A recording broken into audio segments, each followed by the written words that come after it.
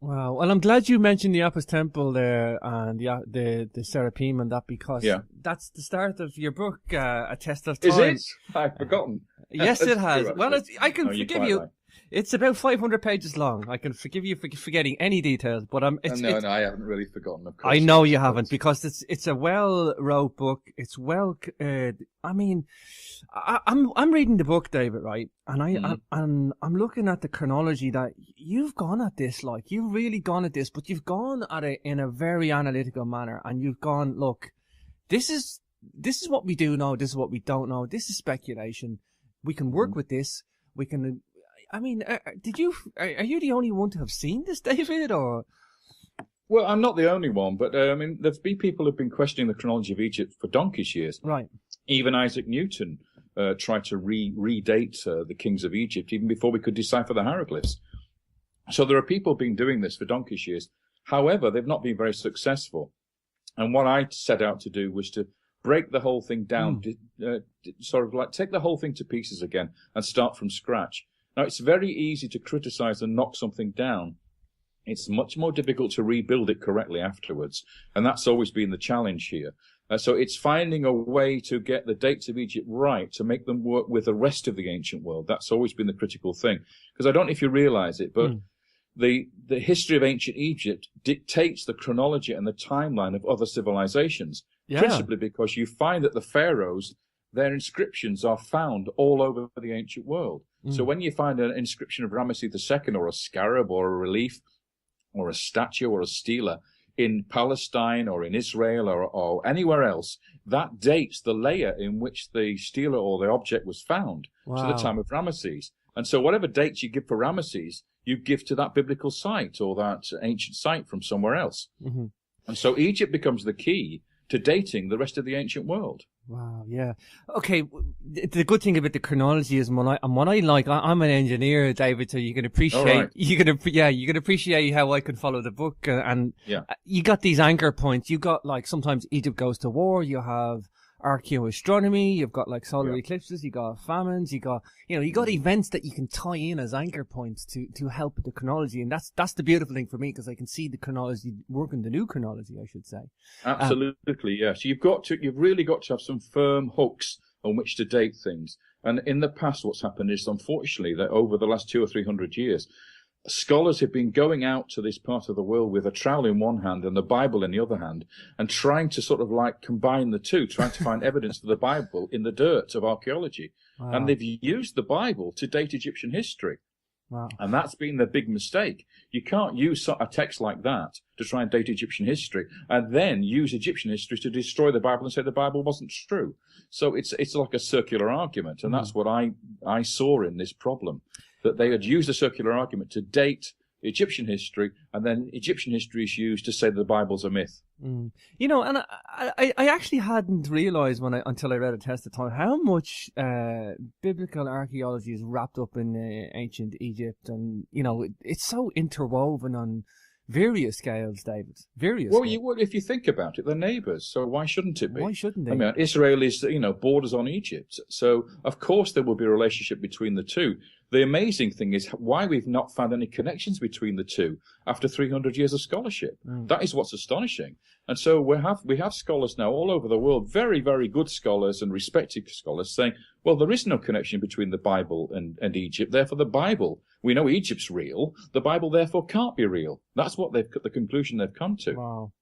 You know, and they give you this Zionist this Zionist race card all the time. And for me, look, if the evidence is there, the evidence is there, David. I don't care if it's a race, a religion, or a creed. You're quite right. Zionism is a funny thing, though, because Zionism really isn't historical, remember. I mean, the word Zion just is one term or name for the city of David. Yeah. It doesn't really exist as such. It's a modern phenomenon.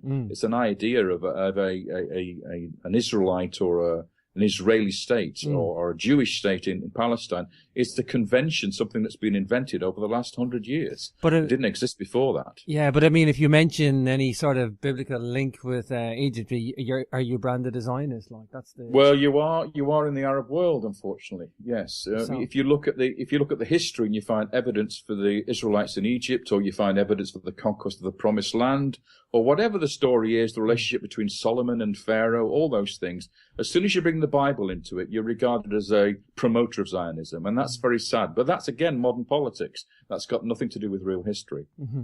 Mm-hmm. Okay, so David, the story starts for you at the Serapeum, yeah? And you're looking for, tell us about this.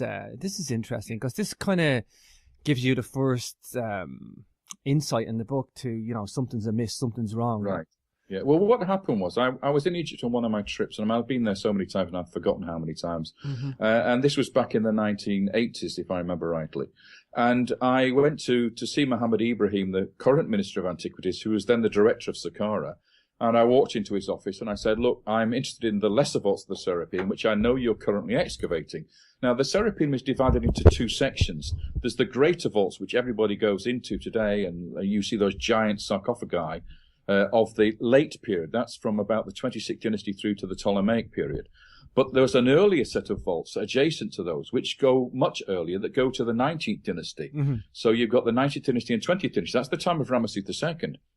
Now, these vaults are supposed to continue right the way up until the point where the greater vaults are started. So you have a continuous sequence of burials from the time of Rameses II all the way through to the first king of the 26th dynasty, or you should have in those lesser vaults. And then the greater vaults start. But when we went to investigate this, and I went into the actual excavations, and this is a very dangerous vault. It's all crumbling, collapsing all about us. Wow. So it was a very tricky operation.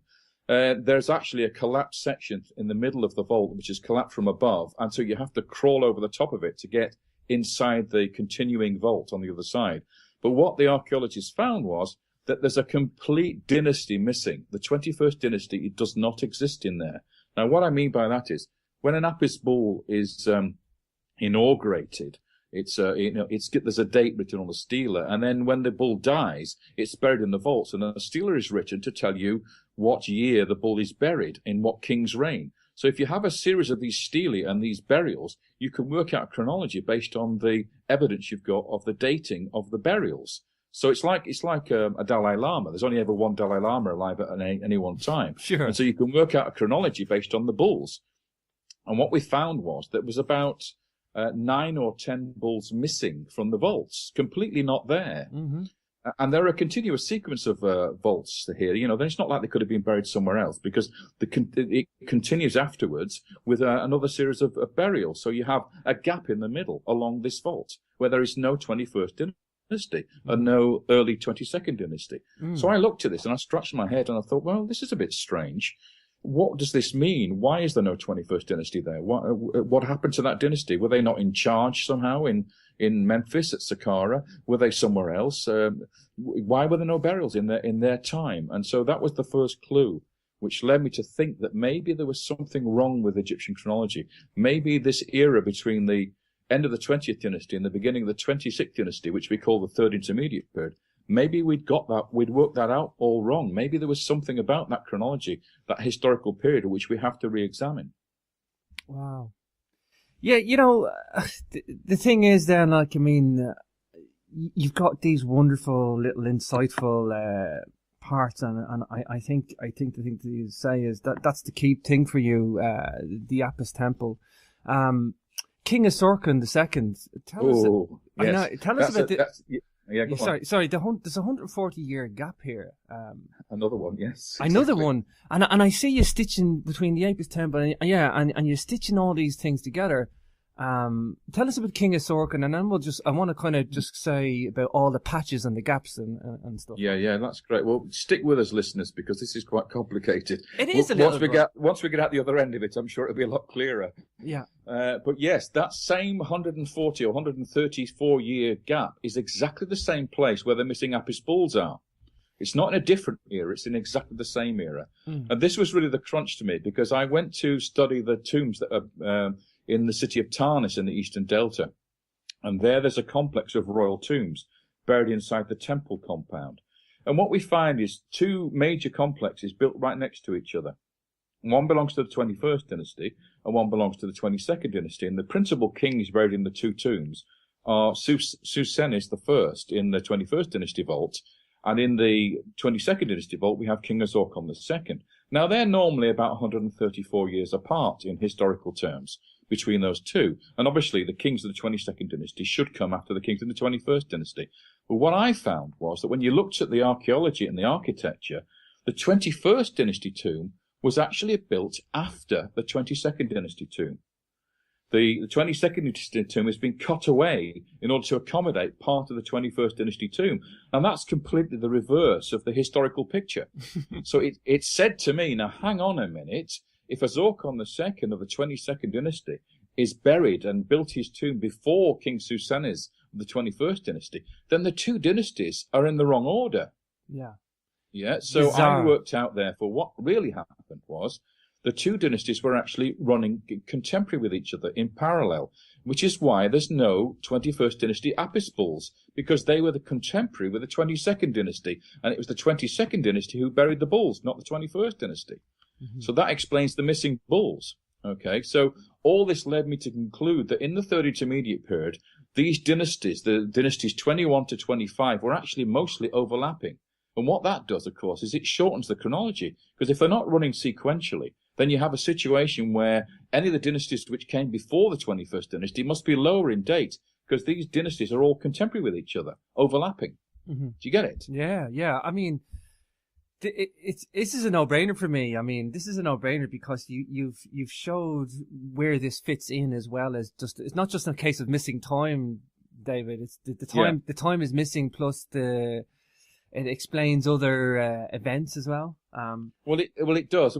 Basically, this stuff that I'm telling you now is all part of my PhD thesis, and it's very complicated, right? Mm-hmm. And it's the sort of thing that Egyptologists are even frightened of. You know, they don't actually teach the Third Intermediate period from 21 to 25, those dynasties. Wow. As a student, you don't get to learn about them. They jump and avoid this area because it's a quagmire. It's like a dark age. Nobody wants to touch it. Wow. And none of the professors know anything about it. So you end up in a situation where you become very much a specialist in this one field of Third Intermediate period chronology. And there are probably no more than about 10 people in the world who actually know anything about it, who actually study this period and actually do any work in it.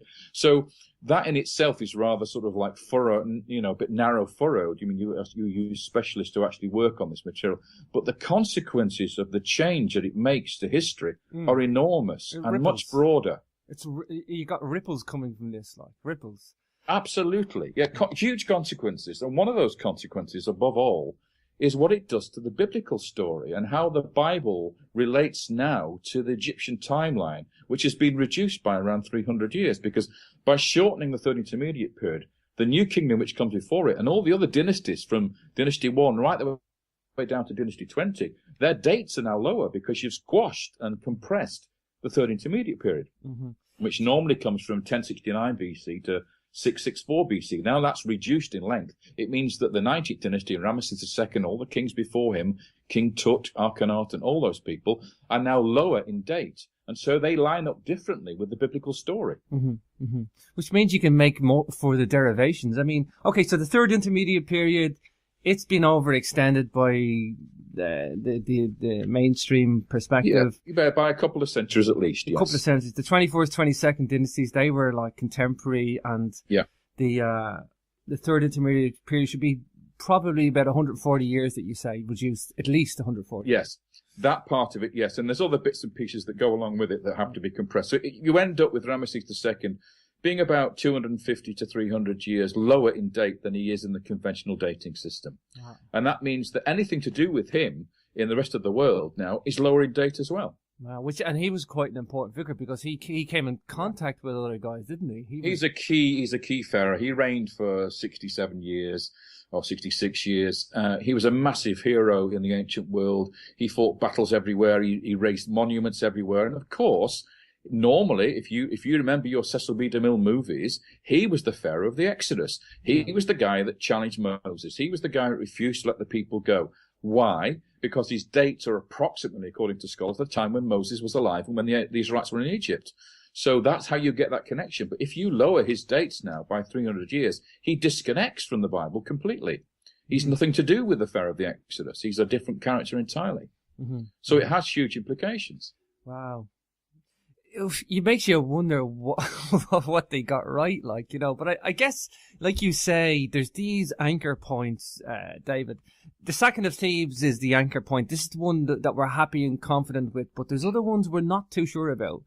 Yeah, that's absolutely right. 664 BC was the time when the Assyrians invaded Egypt and they burnt the city of Thebes and sacked Thebes. Now, that is a fixed point in history. After that, we're into what we call the late period or classical period. We're into the Persian era, the Greeks, the Hellenistic age, the Romans. All that is well documented, and we don't have a problem with the chronology there. But before 664 BC, we're dependent on this third intermediate period, which is the Dark Age. And you can, it's such a complex era, you could really do anything with the chronology there. And what scholars did was they used the Bible to date the beginning of that period. What they did was, and this is a strange thing, and it's understandable because these guys, who excavated or went to Egypt 200 years ago, they were biblical scholars. They knew their Bibles, and they were looking for evidence for the Bible in Egypt. So it was natural for them to look in the inscriptions when they were deciphered first by Champollion to try to identify events in the Bible. And one of the key events in the Bible that your listeners won't necessarily know very much about is that the sacking of the Temple of Solomon took place in 925 BC in the 5th year of King Rehoboam. Now, King Rehoboam was the son of Solomon. So this is 5 years after the death of Solomon, when this pharaoh came up from Egypt called Shishak and plundered the Temple of Solomon, took the gold out of the temple and the palace and took it back to Egypt. Now, if you remember your Indiana Jones Raiders of the Lost Ark movie, remember the Ark of the Covenant was taken back to Tanis and was buried there in the Well of the Souls, and that was by this pharaoh called Shishak. Okay, so they even in the movies, they use this synchronism between Egypt and the Bible. The Bible tells us the pharaoh was called Shishak, and he sacked the Temple of Solomon 5 years after the death of Solomon, and that date is 925 BC according to the biblical dating system. So what you have to do then is you say, okay, well, who is this Shishak in Egyptian history? And of course, what happened was Champollion, who deciphered the hieroglyphs, went to Egypt the only time he ever went to Egypt before he died. He went to an inscription on the walls of the temples of Karnak, and he read the name of a name ring of a conquered city, which was the Kingdom of Judah. And he immediately thought, well, this must be the sacking of the Temple of Solomon and Jerusalem by Shishak.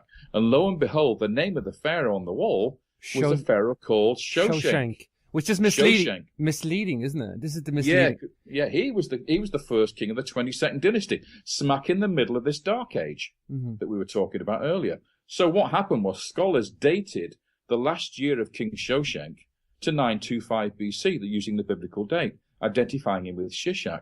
And that date has been fixed like a set in concrete ever since. So Shoshenq I, the founder of the 22nd dynasty, begins his reign in 945 BC. He sacks the Temple of Solomon in 925 BC, and everything else flows on from that. So if that synchronism, if that connection between Shishak and Shoshenq is wrong, the whole of the chronology of Egypt collapses. It all disintegrates because it's totally reliant on that biblical date. And any scholar will tell you that is a circular argument. You cannot use a biblical date to date Egyptian history and then use Egyptian history to date biblical history. That's like a circular argument. It's crazy, David, because this is something I never gave. I accepted this was all figured out, and this is all these kingdoms and third kingdom. Everybody thought it was figured out. Scholars have been teaching this for the last 200 years. And so, yes, I mean, to try and move an immovable object is very difficult. And so here we are with something that's been set in concrete, set in stone for donkey's years, and is taught. All the university students learn this. And yet they don't realize how unstable the whole thing is, that it all depends on this identification of Shoshenq with Shishak. And when you look at the inscription of Shoshenq on the walls of Karnak, it is nothing like the biblical story of Shishak. Shishak attacks the kingdom of Judah in the south and plunders the temple of Jerusalem, whereas Shoshenq attacks the northern kingdom of Israel in the north and doesn't go anywhere near Judah. So although the names sound similar, the two campaigns are completely different. Wow. So it's like comparing apples and oranges. Somebody's made a terrible blunder here. You've got historical evidence on a wall which must be accurate, telling you something which is completely different to the biblical story, and yet scholars equate the two as one event. David, when you were coming up with this theory, or coming out with this theory, I should say, were you like going to yourself, I'm going to rub a few people up the wrong way, or you must have... I was well aware of the possibilities that this would cause a huge row, but I was also rather innocent, because I foolishly believed that people in academia would be honest, and they would look at the evidence and purely look at what the arguments were, and either decide whether or not they thought that was a reasonable argument or not, or whether they had doubts about it.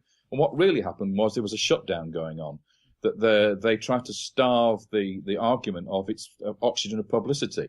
So they sort of shut all the doors, slammed all the doors, and said, no, we're not going to change this. We're not going to argue this. But what we're going to do is we're going to ridicule the person who proposed the idea and not the argument. And that's the policy that you often find in academia. They don't want intellectual challenge. Wow. What they want to do is not to have their cozy will disturbed, not to have them, their smooth sea upset and waves created. They don't like waves in academia. Mm-hmm. So really the only sound thing we can say then is that the sacking of Thebes is 664 BC is the key hinge point. And it is until we start introducing astronomy. Yeah. And then we get a different picture. Yeah. Because the thing about the ancient world is that certain people, certain high priests, astronomer priests, actually observed phenomena in the sky, unusual phenomena. And eclipses, of course, one of the major things that they noted. And in the past, when they saw an eclipse, they wanted to know what the omen was that was related to that eclipse. So if there was an unusual eclipse and something happened, let's say the king of Babylon died, or there was an invasion of Babylon by the Hittites or whatever it was, and it occurred just after an eclipse, then they wrote a tablet and said, next time this eclipse occurs on this day with these events, beware the king of Babylon, because he's going to get killed by the Hittites, or there's going to be an invasion. So they predicted that whenever this eclipse occurred on the same day, the same event would occur. So they call this omen. They call these omen texts. Yeah, the Assyrians, the Babylonians, the Akkadians. These guys loved astronomy, didn't they? And they did. And they have a. They believed in that these events marked omens, marked events in history. And so if they're predicting an event in the future, it's a repetition of an event which happened in the past. So if you know when the Hittites invaded and destroyed Babylon, and you can find an eclipse on that particular day by using computer programs, you can date the fall of Babylon exactly. And that's independent of the Egyptian dating. Yeah, and this is the thing. We know for a fact that these guys have it in their record. There's one thing, the Babylonians, the Akkadians, the Assyrians, they took a lot of records. We have a very rich wealth of these guys documenting everything from... I think they can even find some comments in the record as well. There's an awful lot, because they have this amazing script called cuneiform, which is where you impress upon damp clay tablets with a little reed, and they write with this. It's not like the hieroglyphs in Egypt. It's very much more Morse code-like. Iconographic. Yes, it's like a script. It's a proper script, and we have thousands of these tablets that have been found in Mesopotamia, in modern Iraq, which a lot of them are astronomy-based and omen texts, because what happened was the astronomer priests would see this event, and then the king would require a prediction to decipher it. And so they would kill a lamb and examine its liver and see how it was displayed, and that's called extispicy. And from that, they would interpret the event. So they're using the event in the sky, they're using the liver extispicy to actually work out what the event means, and then they would tell the king and inform the king what to expect. Wow, how bizarre. These then are archived. These documents are archived, and we can use them. So if it says a particular eclipse occurred in March or on a particular day or whatever, at sunset or at sunrise or whatever, that's a very specific event, and you can go and find it using astronomy programs. Wow. Okay, so let's talk some of these astronomy calculations, because this affects the Amarna period, the Amarna letters. Yeah, that's true. That's one of the things we can use, although that one has an issue with it. I mean, it's not as firm as some of the earlier ones, which we can deal with later. But what happened there was, there's a city called Ugarit, which is on the coast of modern Syria, just north of Lebanon. And there was a very wealthy city there, and they had tablets, and the whole place was destroyed by fire. And when the archaeologists excavated, they found a small tablet which recorded an eclipse at sunset on a particular day, and the eclipse was still eclipsed when the sun sank. So you could imagine the priest standing there looking over the sea, seeing the sun setting, and it completely eclipsed by the moon and disappearing below the sea, below the horizon. Now, that is a very extraordinary, unique event, because you've got to be at that particular place on that particular day, and the sun has got to be eclipsed as it's set. Okay? Wow. And what happens, well, on the back of the tablet, they examined a liver of a lamb, and they warned that it was going to be a real danger for the city. And lo and behold, in the Amarna letters, there's a correspondence written to Pharaoh Akhenaten, which mentions the burning down of the palace and the city at this very time. Wow. So there you go. You've got an astronomy event, and you've got something that can date a particular year in the reign of Akhenaten in Egypt, and that date is 1012 BC.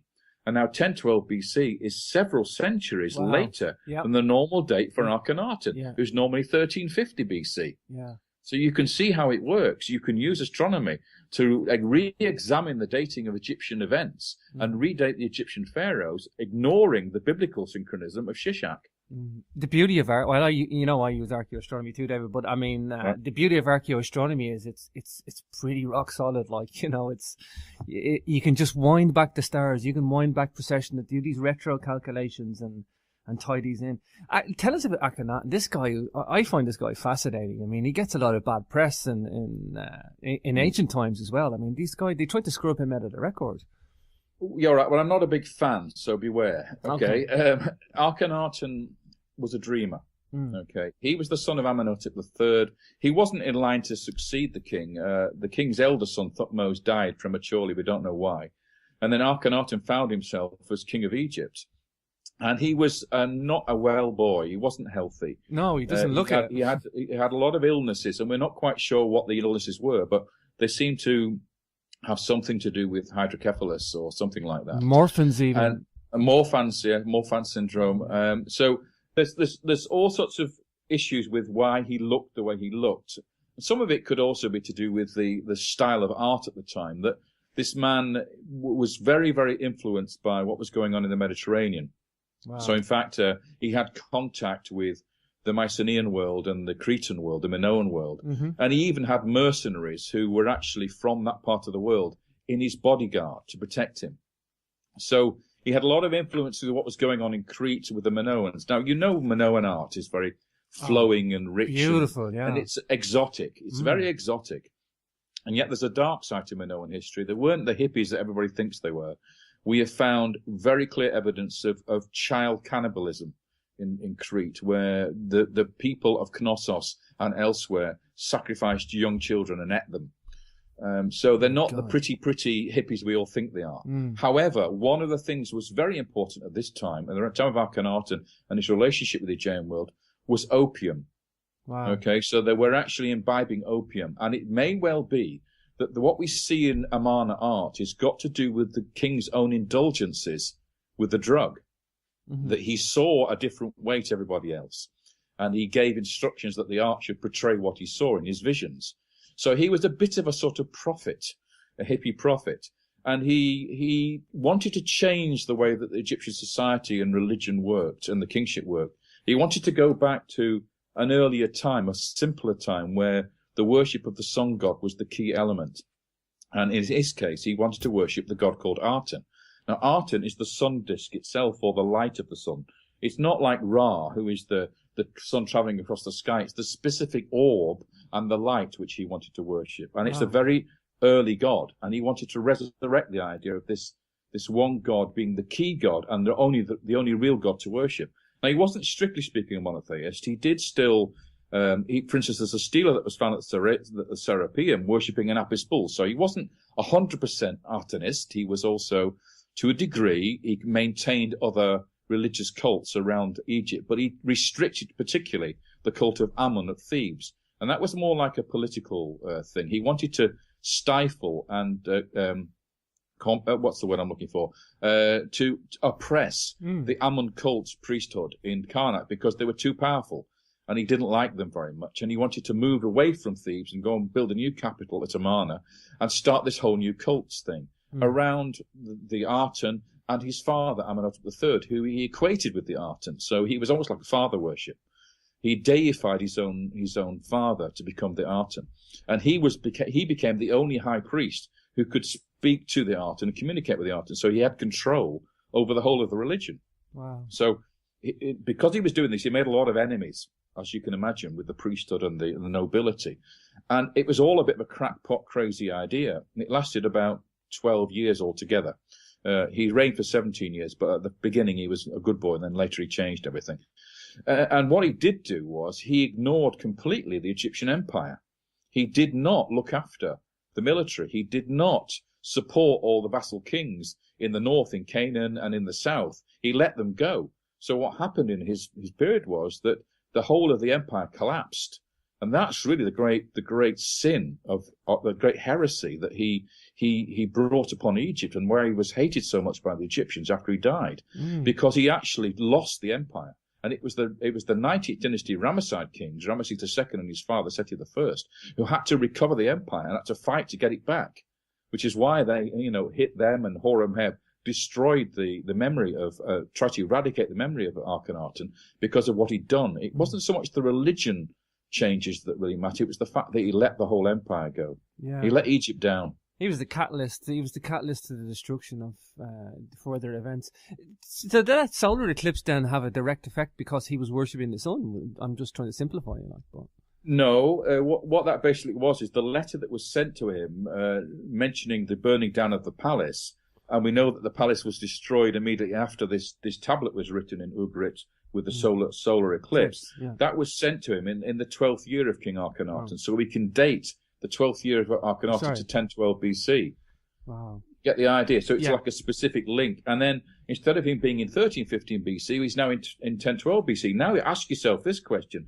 If he was reigning in 1012 BC, what's happening biblically at this time? Who in the Bible is around in 1012 BC? Who's he in touch with? Who is he talking to? Who's he communicating with? And the answer to that is King Saul and King David.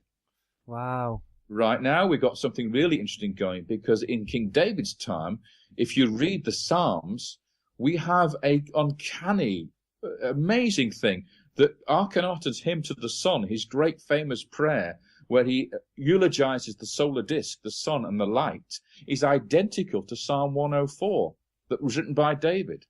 Wow. So now you get something really weird happening. The connections start to happen here. You find that the empire of Egypt collapses exactly when the united monarchy period in Israel comes alive. You get the Israelites overthrowing the Philistines, who are the vassals of the Egyptians, and taking over the country. And exactly this time, we have letters in the Amarna collection coming to Egypt saying, for God's sakes, come and help us, send some Egyptian troops, because the Habiru, the Hebrews, are taking over the cities. Wow. And then Akhenaten ignores these letters. And it's this failure on the part of Akhenaten which allows the Israelite tribes to become a kingdom, to have kings and start to rule, and to get an empire of their own through King David. It's all because of the weakness of Akhenaten, who lets the empire go. Wow. I often hear Akhenaten is linked with Tutankhamun, which is speculation, I think, and also that he was possibly the Moses in the Bible. What do you think of that, David? Well, the Moses in the Bible doesn't work for me at all, on so many different levels. First of all, chronology doesn't fit. Let's put that one in. Yeah. 1012 BC is not the time of the Exodus. 1447 BC is the time of the Exodus, so it doesn't work. Okay, that's the first thing.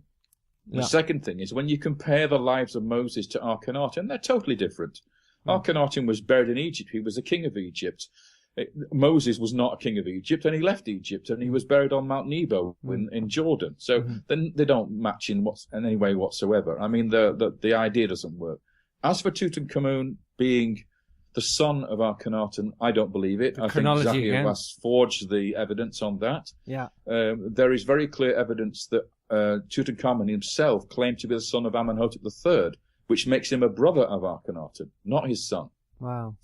So, there are inscriptions, and Tutankhamun never mentions Akhenaten. He only mentions Amenhotep III as his father. And it's possible that one of Amenhotep III's daughters was his mother. So we don't know whether this DNA evidence is right or wrong. Because it was done by Zahi, we really can't tell whether it's real or not. Yeah. Because he was tempted to always have an agenda, and the evidence usually was brought to match his agenda. I think Zahi always liked to link up names, famous names with famous names in ancient Egypt. He always wanted... True, but Tutankhamun was the successor of Akhenaten. There's no doubt about that. But the question is, who was his father? And why did he receive such a fantastic burial?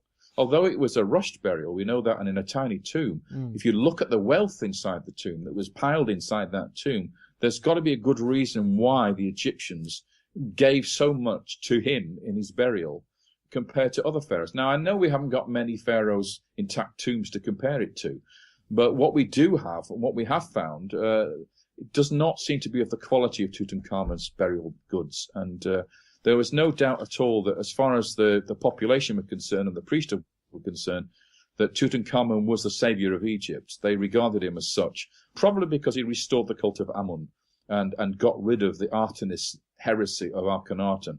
So, there's a good reason why he may not wish to be claimed to be the son of Akhenaten. But every single inscription we do find, he calls himself the son of Amenhotep III, who was Akhenaten's father, and therefore that makes Tutankhamun a brother of Akhenaten, a younger brother of Akhenaten.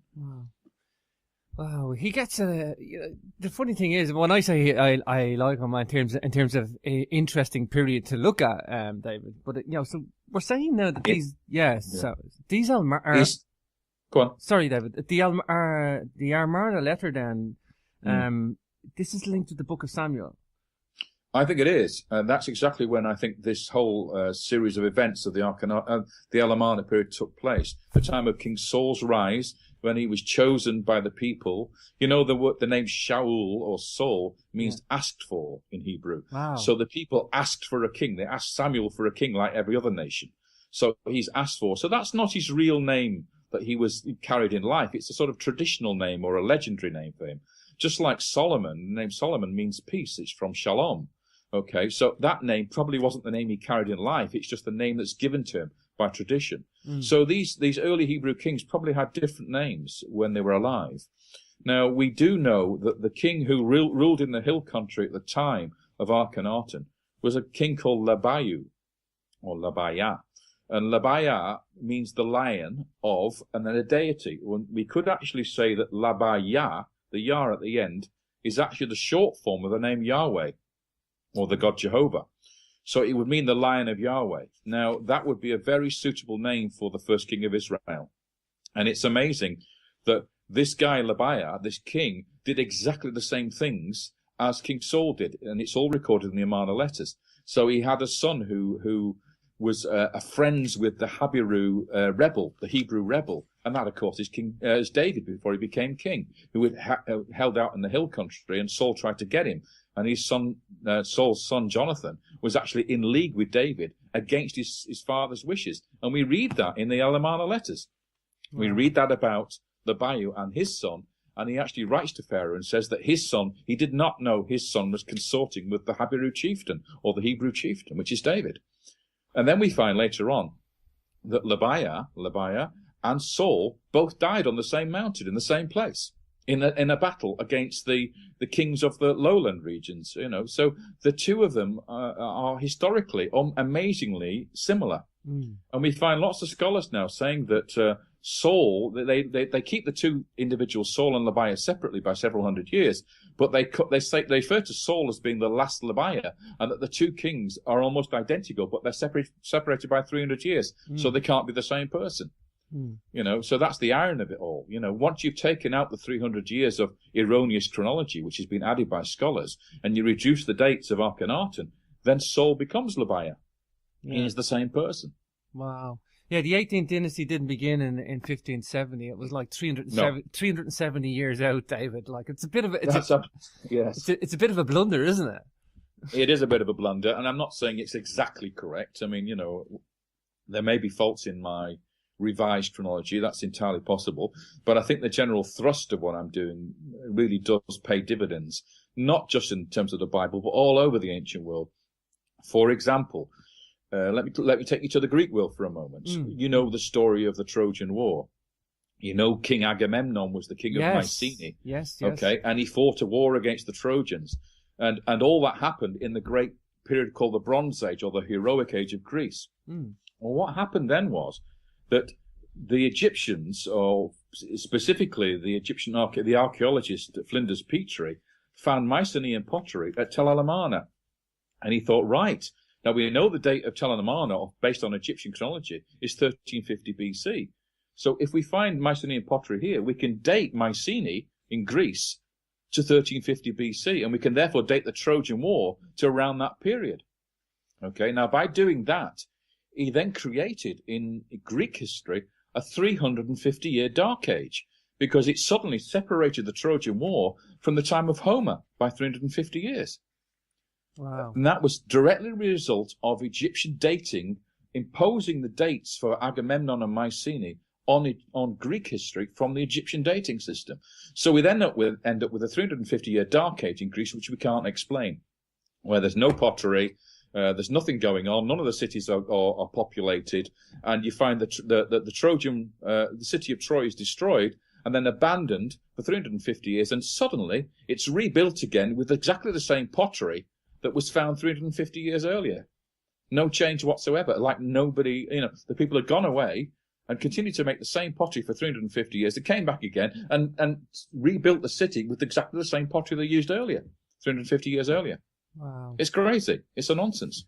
Yeah, I'm just thinking of the ripples again here. It's like, it's when you start, making insights into the Greeks or the Hittites or Israel, it's like, people just think, okay, big deal. The chronology changes in Egypt. They got a couple of kings wrong. It's not as simple as that. It's everything's wrong. It's not. It even goes over to Rome as well. I know you know that the great hero who survived the Trojan War was called Aeneas. Yes. He was the last surviving Trojan warrior after the sack of Troy. Mm-hmm. And he was the one who went to Rome and founded the Roman kingdom. Wow. That according to traditions. And yet you have him arriving in the conventional dating scheme. You're having arriving in the Bronze Age in around 1300 or 1200 BC. And yet Rome is not founded as a kingdom until 700 BC or 800 BC. So there's another gap of 400 years. So, so again, it's all caused. Roman history is disrupted. Greek history is disrupted. Biblical history is disrupted. All these civilizations, their chronologies are wrecked by a false Egyptian chronology. Sure.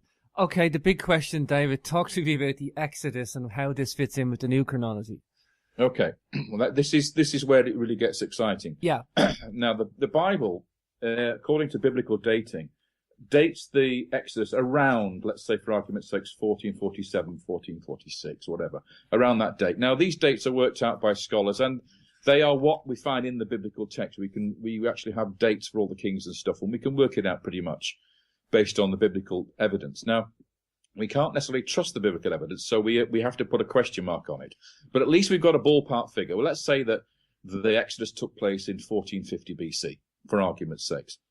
Now, with this revised chronology of Egypt, okay, we're no longer looking at Rameses II as the pharaoh of the Exodus. We're looking to an earlier period when what dynasty is in charge in 1450 BC, according to this new dating scheme, using astronomy and all these other things to date it. Mm-hmm. The answer to that is, it's the 13th dynasty. And people will be saying, well, what the heck's the 13th dynasty? I've never heard of the 13th dynasty. Probably people can't even name a single king of the 13th dynasty. But if you then look at what happens in that period of the late 12th dynasty, 13th dynasty, through to the beginning of the New Kingdom, the 18th dynasty, what we find in Egypt is the place is full, absolutely overloaded with Semitic peoples speaking Semitic languages. We find cities full of Habiru or Hebrew peoples from Canaan. We find graves of Semitic peoples, non-Egyptians, living in the eastern delta, in the area the Bible calls Goshen, the land that the Bible says Joseph and Jacob settled the people of Israel, and they lived there for several hundred years before they left under Moses and the Exodus. So instead of looking in the 19th dynasty, where we find no evidence for any Semitic peoples living in Egypt in large quantities in big cities, when we look back to the 13th dynasty, we find that the cities are full of these people. One particular city called Avaris, which is in the land of Goshen, it's been excavated by the Austrians now for the last 30, 40 years, and they have found amazing things there. I mean, let me tell you a few of them. The first thing is they found, as I say, lots and lots of graves with Semitic peoples buried in them, lying on their sides with their knees up towards their chest, which is a way that Semitic people are buried, not Egyptians. As you know, Egyptians lie on their backs with their hands down their sides. So these graves are clearly of foreigners from the north. Wow. They have Canaanite pottery. They have bronze daggers and axes, which are typical of what we call Middle Bronze 2A, which is the sort of like Canaanite style of pottery and weaponry. So they're typically Canaanite Semitic peoples. They're shepherds. They sacrifice sheep in front of their graves, and this is the first time sheep are introduced into Egypt. So, and when did sheep arrive in Egypt in the Bible? They arrive with Jacob when he brings his tribe down into Egypt, and they settle there in the land of Goshen. So that again matches the whole story. And then we find at the end of the 13th dynasty, in the reign of a king called Dudimose, a very insignificant individual, but notice that the second half of his name is Mose, which is the same as Moses. Okay, in his time, Egypt collapsed. And what happened was there was a mass plague all over the city of Avaris. We find pits with people or bodies just thrown into them on top of each other. Wow. No grave goods, nothing. They're just thrown in, emergency burials. Get these guys buried because they're going to contaminate the rest of the population. We have to hurry up and bury them. And then immediately afterwards, the entire Semitic population who live in that city disappear. They just pick up their belongings and they go. And the city's abandoned. Now, that's exactly the same as the biblical story of the Exodus, where the Egyptian firstborns die of the 10th plague, and they have to be buried rapidly. And then immediately afterwards, the Israelites leave and walk off into Sinai. That's exactly what we see in the archaeology of Avaris at the end of the 13th dynasty. Wow. So it matches the story really well. And then if you go 40 years or so later in history, and we come to Palestine, we come to Canaan, and we find that is exactly when the city of Jericho was destroyed. Just like in the story of Joshua, where the city walls collapsed, and they burned the city to the ground, and it's abandoned for several hundred years, cursed. That's exactly what we find in the Middle Bronze Age. The great big city of Jericho, the walls collapse outwards. Yes, the whole place is burnt to the ground, and it's not reoccupied again for several hundred years, exactly like the biblical story. And you can do that with all the cities in Canaan that the Israelites destroyed. They're all destroyed at this time from the evidence of archaeology. So it matches perfectly. You have the Jericho as Tel El Sultan. Sultan, yeah. Yes, that's right. And you go up to Hatzor, which is one of the major cities in the north of Israel. It's called the greatest city in the kingdom in the Bible at that time. That city is also burnt to the ground at that time. And when the archaeologists there excavated the Middle Bronze Age palace, they found a tablet in cuneiform, in this writing we talked about earlier, naming the king who was in the palace when it was destroyed. And the name on the tablet is Yabin. And the name of the king who was killed by Joshua when the city of Hatzor was destroyed is Jabin. Wow. So again, you actually have the name of the king that Joshua shoved his sword into is found on a tablet in the burnt, destroyed palace of Hatzor at the end of the Middle Bronze Age. Powerful stuff, this, David, because the insight just keeps going and going. I mean, it is astonishing, and that's why I've got to believe. Although I have to say now, I'm not a religious fanatic. I'm not actually a believer. I have to say that. I'm sort of agnostic. I view the whole Bible thing as a very interesting historical document, and I'm interested to find out what parts of it are real and what parts of it are not. But I don't have faith in that sense. You define faith as believing in something without evidence. Well, I have to have evidence. That's my faith. Oh, my religion is history. I need to see the evidence for it. Yeah. I have. So I'm not doing it from a religious point of view. Yeah. Oh, I know, David. I mean, this is I can tell from reading your book. This is a fanaticism of history of anything. Yeah. Yeah. Exactly. Yeah. So, but what I see, the evidence I see for the biblical stories in the archaeology, once the timeline has been revised, convinces me that the basis of the of the Bible lies in history. That the events certainly happened. They're not fictional. They're not mythological. They're not a Harry Potter novel. They are something much more concrete than that. Now, I'm not, as you probably noticed by reading the book, I don't mention miracles. I don't talk about, miracle happenings or something supernatural. I talk about people. I talk about their relationship to their God, sure. Mm-hmm. And I talk about the events of history, but I don't talk about the religious side of it too much, because that's not for me. I'm not a theologian. I'm a historian. Yeah. So I have to deal with historical facts and archaeology. So that's where I'm coming from. That's not to say, of course, that this does not help people with faith to confirm their faith and also to allow them to challenge those minimalists who turn around and say, well, the whole biblical story is a Harry Potter novel. It's all fiction. It's all fairy tale because we find no evidence for it in the archaeology. But the reason they don't find any evidence for it is because they're looking in the wrong time for it. Yeah. They're looking in the time of Rameses II, and it's not going to be found there because it got to be found much earlier in the 13th dynasty. Yeah, they're looking in the right place with the wrong time, David. Exactly correct. You know, wow. So it's a very interesting situation, and it's an interesting debating issue as well as to whether or not the Egyptian timeline is correct, in which case the Bible is wrong, or whether the Egyptian timeline is wrong and the Bible is correct. Then the greater vaults start. But when we went to investigate this, and I went into the actual excavations, and this is a very dangerous vault. It's all crumbling, collapsing all about us. Wow. So it was a very tricky operation. There's actually a collapsed section in the middle of the vault, which is collapsed from above, and so you have to crawl over the top of it to get inside the continuing vault on the other side. But what the archaeologists found was that there's a complete dynasty missing. The 21st dynasty, it does not exist in there. Now, what I mean by that is, when an Apis bull is inaugurated, there's a date written on the stela, and then when the bull dies, it's buried in the vaults, and a stela is written to tell you what year the bull is buried, in what king's reign. So if you have a series of these stelae and these burials, you can work out a chronology based on the evidence you've got of the dating of the burials. So it's like a Dalai Lama. There's only ever one Dalai Lama alive at any one time. Sure. And so you can work out a chronology based on the bulls. And what we found was that there was about 9 or 10 bulls missing from the vaults, completely not there. Mm-hmm. And there are a continuous sequence of vaults here. You know, then it's not like they could have been buried somewhere else, because it continues afterwards with another series of burials. So you have a gap in the middle along this vault where there is no 21st dynasty and no early 22nd dynasty. So I looked at this and I scratched my head and I thought, well, this is a bit strange. What does this mean? Why is there no 21st dynasty there? What happened to that dynasty? Were they not in charge somehow? In that they had used a circular argument to date Egyptian history, and then Egyptian history is used to say that the Bible's a myth. You know, and I actually hadn't realised until I read A Test of Time how much biblical archaeology is wrapped up in ancient Egypt, and you know it's so interwoven on various scales, David.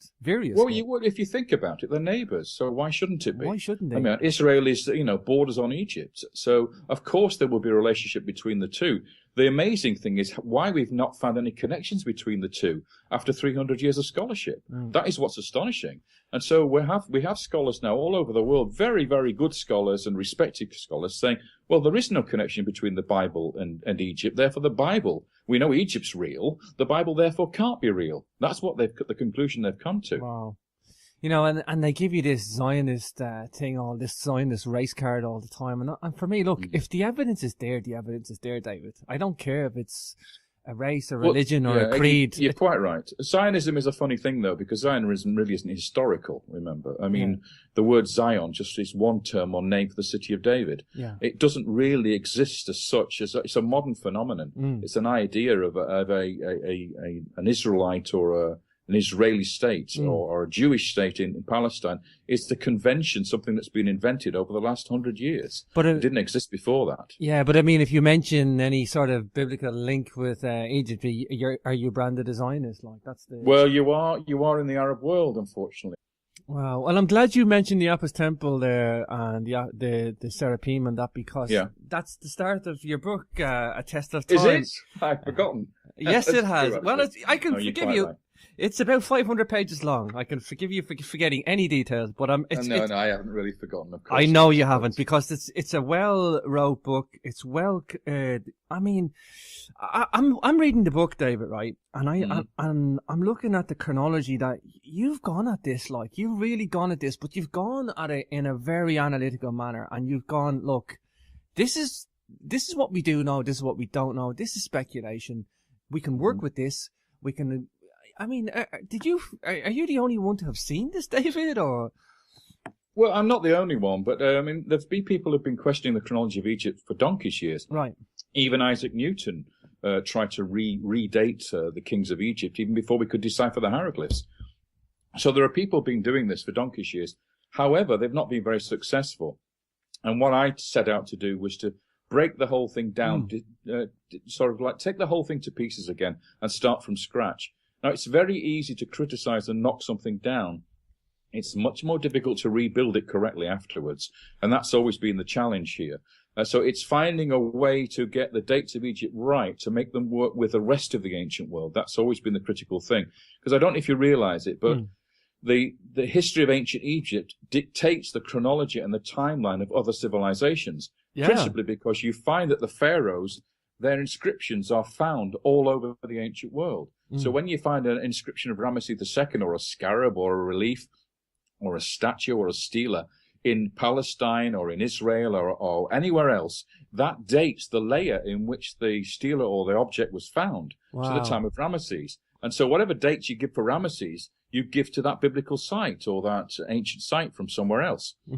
And so Egypt becomes the key to dating the rest of the ancient world. Wow, yeah. Okay, the good thing about the chronology is what I like, I'm an engineer, David, so you can appreciate, you can appreciate how I can follow the book, and you got these anchor points. You got, like, sometimes Egypt goes to war, you have archaeoastronomy, you've got like solar eclipses, you got famines, you got events that you can tie in as anchor points to help the chronology, and that's the beautiful thing for me, because I can see the chronology working, the new chronology, I should say. Absolutely, yes. You've really got to have some firm hooks on which to date things. And in the past, what's happened is, unfortunately, that over the last 200 or 300 years, scholars have been going out to this part of the world with a trowel in one hand and the Bible in the other hand, and trying to sort of like combine the two, trying to find evidence for the Bible in the dirt of archaeology. And they've used the Bible to date Egyptian history. And that's been the big mistake. You can't use a text like that to try and date Egyptian history and then use Egyptian history to destroy the Bible and say the Bible wasn't true. So it's like a circular argument, and that's what I saw in this problem. Yes, if you look at the history and you find evidence for the Israelites in Egypt, or you find evidence for the conquest of the Promised Land, or whatever the story is, the relationship between Solomon and Pharaoh, all those things, as soon as you bring the Bible into it, you're regarded as a promoter of Zionism, and that's very sad. But that's, again, modern politics. That's got nothing to do with real history. Okay, so David, the story starts for you at the Serapeum, and you're looking for. Tell us about this. This is interesting, because this kind of gives you the first insight in the book to something's amiss, something's wrong. Right. Yeah. Well, what happened was I was in Egypt on one of my trips, and I've been there so many times, and I've forgotten how many times. And this was back in the 1980s, if I remember rightly. And I went to see Muhammad Ibrahim, the current Minister of Antiquities, who was then the director of Saqqara. And I walked into his office and I said, look, I'm interested in the lesser vaults of the Serapeum, which I know you're currently excavating. Now, the Serapeum is divided into two sections. There's the greater vaults, which everybody goes into today, and you see those giant sarcophagi of the late period. That's from about the 26th dynasty through to the Ptolemaic period. But there's an earlier set of vaults adjacent to those, which go much earlier, that go to the 19th dynasty. So you've got the 19th dynasty and 20th dynasty. That's the time of Rameses II. Now, these vaults are supposed to continue right the way up until the point where the greater vaults have started. So you have a continuous sequence of burials from the time of Rameses II all the way through to the first king of the 26th dynasty, or you should have in those lesser vaults. And then